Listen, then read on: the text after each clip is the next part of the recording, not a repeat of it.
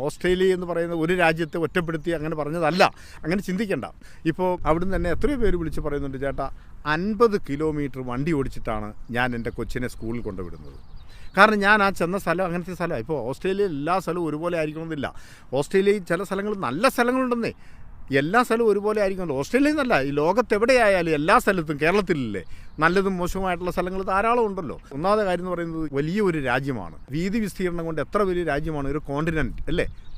ആ ഒരു രാജ്യത്തിനകത്ത് ജനസംഖ്യ എത്രയുണ്ട്, അവിടെ എത്ര ടൗണുകളുണ്ട്, അവിടെ മനുഷ്യ ആവാസ കേന്ദ്രം എന്ന് പറയാൻ എത്ര സ്ഥലങ്ങളുണ്ട്. നമ്മൾ അതിനെപ്പറ്റിയൊക്കെ ഒന്ന് പഠിക്കുക. ഏതൊരു രാജ്യത്തിനും ആ രാജ്യത്തിലെ പൗരന്മാരുടെ ജീവനും സ്വത്തിനും പൂർണ്ണമായ സെക്യൂരിറ്റി കൊടുക്കണം.